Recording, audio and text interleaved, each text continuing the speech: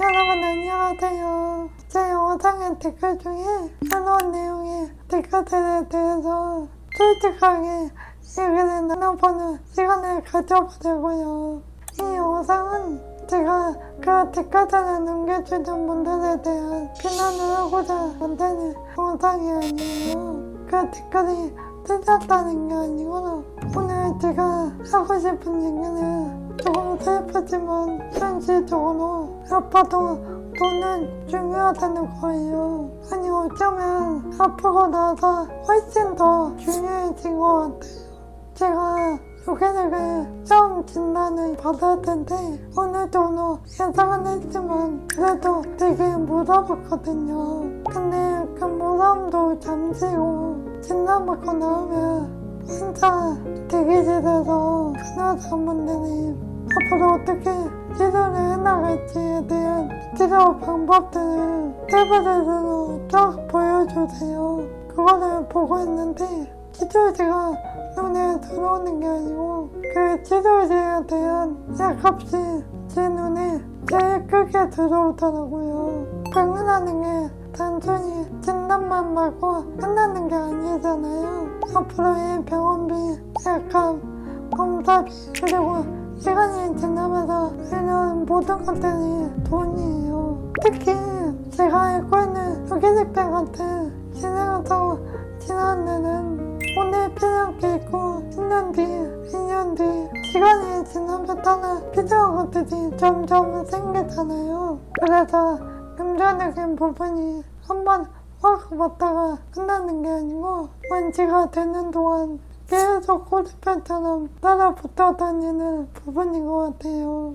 그리고 이런 금전적인 부분들은 치료가 시작하면서부터 발생하는 게 아니더라고요. 유기농병은 진단받는 것 자체가 되게 오래 걸리는 병이에요. 저 같은 경우에도 1차 병원도 되게 여러 군데 다니고 그 다음에 2차 병원, 그 다음에 대학병원으로 가게 되거든요. 대학병원도 한 곳에서 끝나는 게 아니고 되게 여러 병원을 예약하고 검사를 받아보려고 했어요.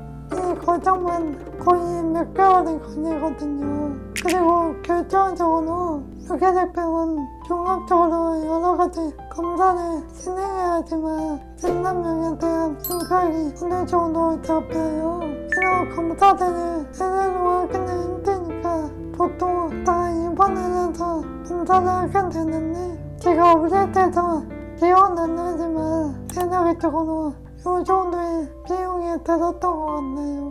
이런 것들이 다 진단명 한줄의 느낌이 드는 비용이에요. 이 시기가 제 몸도 마음도 힘들 때지만 금전적으로 너무 많이 부담이 되는 시기인 것 같아요. 진단을 받은 다음에 드는 비용으로는 저 같은 경우에는 보조기구들이 많이 필요하잖아요.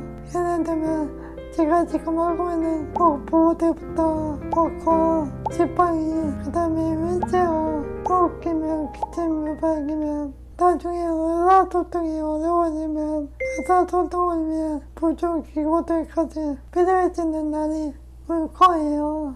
이렇게 병이 진행되는 순서대로 금전적인 부담이 하나씩 찾아오더라고요. 제가 받은 치료제에 대해서 이야기를 해보자면 유기농병 진행한 조사를 맞았었고 제 경우에는 이런 방식으로 맞았어요. 그리고 그에 대한 비용은 이 정도 들었답니다.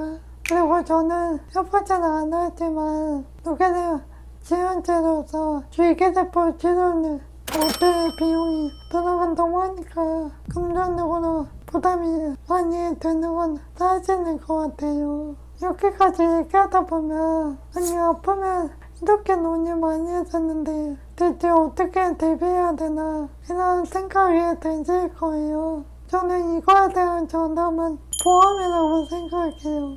저도 아프기 전에 일비를 썼는데 그것들이 진단받기 전이나 진단받고 나서에도 도움이 굉장히 많이 됐거든요. 아마 그 실비가 없었다면 제가 라디컬 조사를 몇 번 만들고 대해서 고민을 해봤을 거예요. 그래서 제가 오늘 소개를 내리려고 하는 건 보험의 슈퍼앱 시간을 보내너예요. 사람들이 보험을 알아보기 꺼려하는 가장 큰 이유가 괜히 한번 알아보기만 했다가 영업전화 오면 어쩌지? 가입하라고 강요하면 어쩌지? 이런 걱정 때문이잖아요. 근데 시간을 보내면은 이 두 가지는 확실하게 해결해 주겠다고 말하는 보험 어플이에요.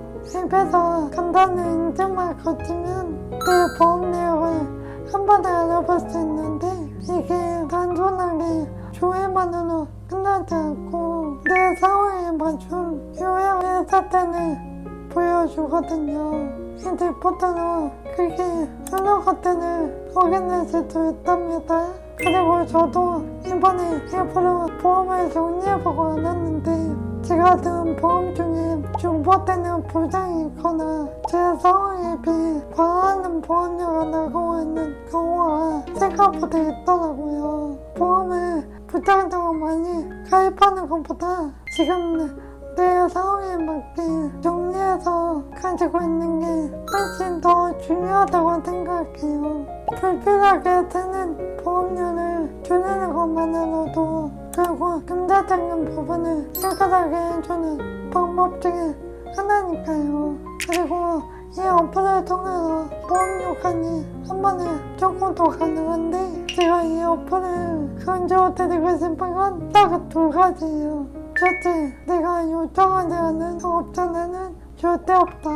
그리고 둘째, 내가 보험을 알아본다고 해서 가입을 강요하는 경우는 절대 없다. 제가 시간을 보내는 통해서 제 보험을 진단받았을 때 치아보험이 부족한 것 같아서 가입해보려고 알아봤더니 유병자는 보험료가 엄청 높더라고요. 그래서 여러분들은 저처럼 아프시고 난 후에 알아보지 마시고 지금 건강하실 때 내가 지금 보험을 한번 점검해보시는 거를 적극 추천드려요. 그래도 정말 다행인 게 이게 난치성은 질환으로 등록이 되면 신종 장례를 받을 수 있어요.